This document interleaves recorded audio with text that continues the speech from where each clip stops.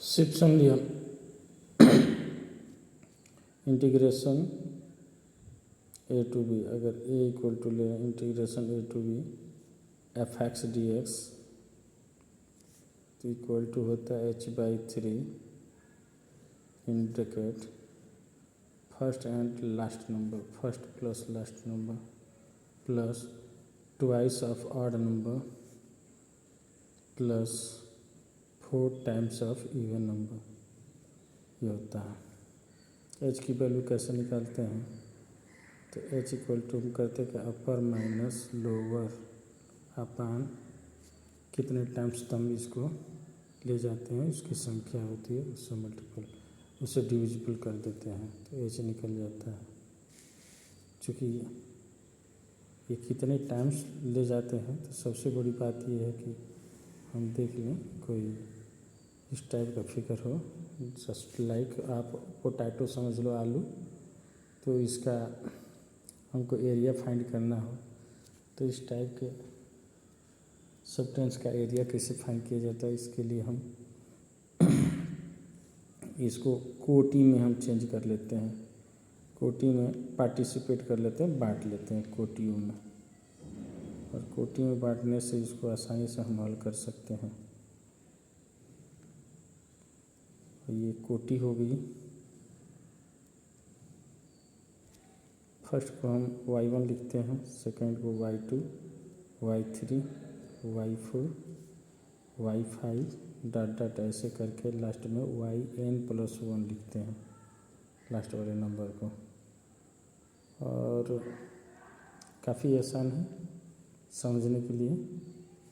H क्या है भाई, तो एच ये है कि जो भुज है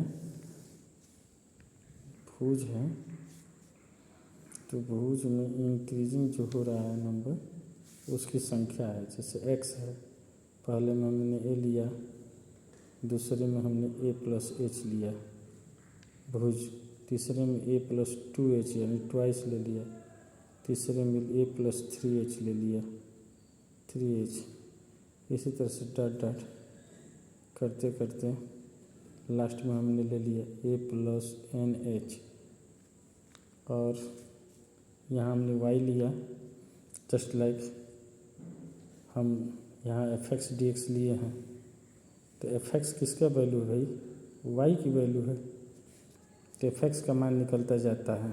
जैसे हम ये का मान फिलअप करते जाते हैं x के प्लस पे a, तो fa मिलेगा,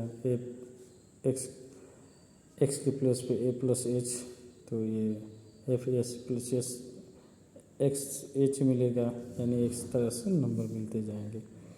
इस नंबर को हम y1 कहते हैं, इसे y2, इसे y3, y4, y5, y6, y7, last वाले को y7+1 कहते हैं।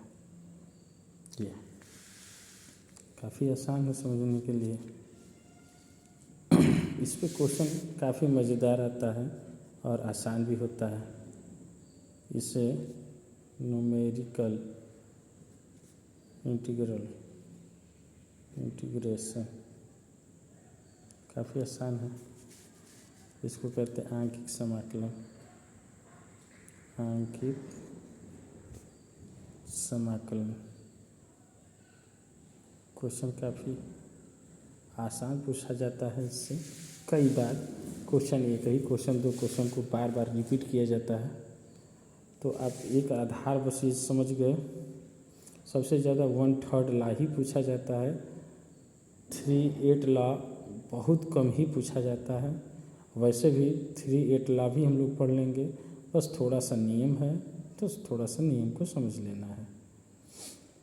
यहाँ वैल्यू इसी हिसाब से भरते जाते हैं।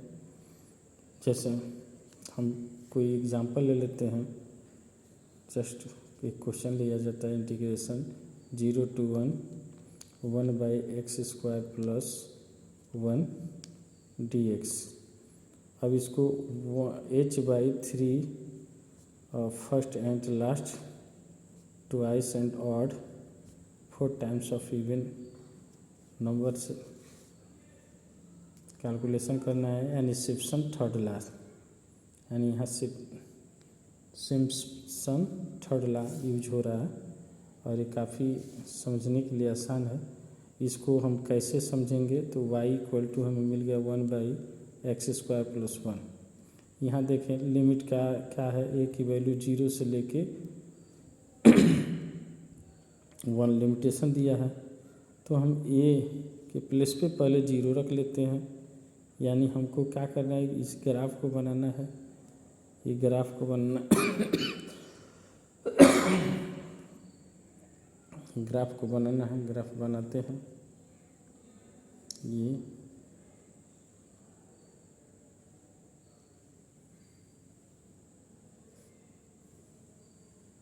काफ़ी आसान है समझना। x सबसे पहले हम 0 उठा लेते हैं, तो x का मान 0 रखेंगे, तो x के प्लेस पे 0 रखते हैं, तो यहाँ 1/1 1 हो जाएगा, तो 1 से डिवाइड करेंगे 1, यानी y का मान 1 मिला। अब क्या करते हैं, 0 + h का मतलब क्या, हाँ h की वैल्यू यहाँ चूँकि दिया हुआ है, मैं बता दूँ h की वैल्यू 1/4 दिया हुआ है और n की वैल्यू 4 दिया हुआ है, n की वैल्यू 4 दिया हुआ है। कैसे और निकालना चाहते हैं यहाँ से निकाल भी सकते हैं, क्योंकि h का मान इतना दिया है 1/4। ये क्वेश्चन में मैं इतना बता दे रहा हूँ कि ये दिया हुआ है, दिया है क्वेश्चन में, तो इसका हम मान निकाल लेंगे।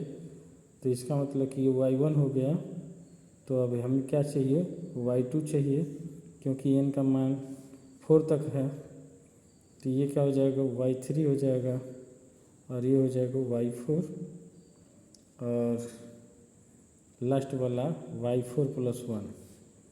यही करते हैं, यहाँ लेते हैं हम 1/4, तो 1/4 का वर्ग करेंगे तो 1/16, यानी 16 का 1 में गुणा करेंगे तो 17, तो 17/16, 16 ऊपर चला जाएगा, यानी 16/17। नेक्स्ट यही काम कर लेते हैं, यहाँ रख लेते हैं 1/4, तो नेक्स्ट वाला में 0 + 2i × 1/4, तो 2 से 4 कट जाएगा, 1/2 हो जाएगा, 1/2 का वर्ग 1/4, 4 1 में गुणा करेंगे तो 4 और 1 5, तो 4/4, 4 ऊपर चला जाएगा, 4/5। नेक्स्ट ऐसे ही करेंगे, अगले वाले में रखेंगे 0 + 3/1/4, तो 3/4, यानी 3/4 रखेंगे तो 9/16, 16 और 9 25, बटा में 16, 16 ऊपर चला जाएगा, यानी 16/25। अब लास्ट चलते हैं, तो 0 + 4 टाइम्स ऑफ 1/4, तो यहाँ 3 टाइम्स 4 टाइम्स करेंगे 1/4 का, 4 से 4 कैंसिल, 1 रखेंगे तो फिर 1 मिल जाएगा, नहीं 2, 1/2, यहाँ से 1/2 मिलेगा। ध्यान दें, काफ़ी आसान है क्वेश्चन, इसको करना। यहाँ से हम मान निकाल लेते हैं इसके सीक्वेंस में, और ये फार्मूला है, इसी फार्मूले पर रखते हैं, ये फार्मूला है, यहाँ देखें ये फार्मूला है, तो फार्मूले पर रखते हैं, ये भी फार्मूले पर रखते हैं। Integration a = 0 to 1 1/x² + 1 × dx, और यहाँ h की वैल्यू है 1/4, 4 और 3 है, मल्टीपल करेंगे 12 हो जाएगा, यहाँ आ जाएंगे 1, हाँ first and last number, first number 1 है और लास्ट नंबर 1/2 है। इसको ले लिए, काम ख़त्म, इसको ले लिए, काम ख़त्म। अब क्या करना है भाई, इसको ले लिए, काम ख़त्म, क्या बचेगा, तो यहाँ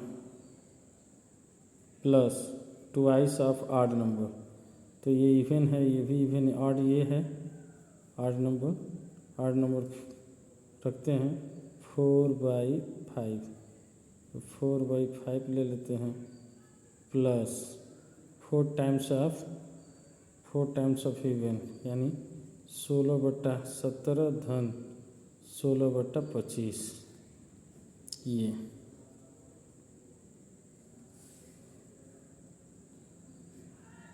0 to 1 1/x² + 1 × dx ये बराबर 1/12 और इसको दशमलव वगैरह में बदल देंगे।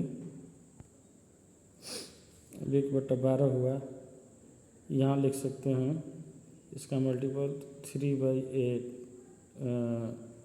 3/2 ये हो जाएगा 2 1 3 3/2 धन 8/5 और यहाँ लिख सकते हैं प्लस 16 चौके 64 गुणे यहाँ लिखा जा सकता है 64 गुणे इसको हम कर लेते हैं इसमें 25 से गुणे और इसमें 17 से गुणे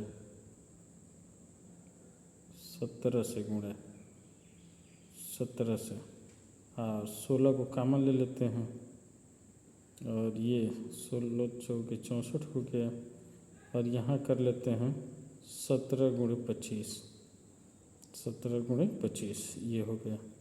इतने को चाहें तो हम लिख सकते हैं, ध्यान दें 1/2 ये 1/12 है ना, 1/12 कर लेते हैं यानी 1/12 और इतने को लिख सकते हैं 3/8 प्लस नेक्स्ट वाले को लिख सकते हैं 8/5 प्लस और इसको जोड़ दें तो लिख सकते हैं 64 गुणे 42/17 गुणे 25 ये।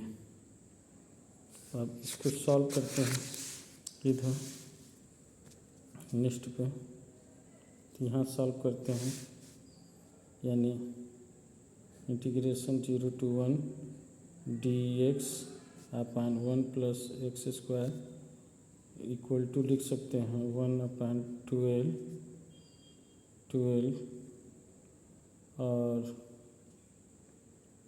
इसको लिखा जा सकता है 12 का मल्टीपल इसमें कर दें तो उस कंडीशन में हम इसको लिख सकते हैं 1/8 पहले कर लें इसको यहाँ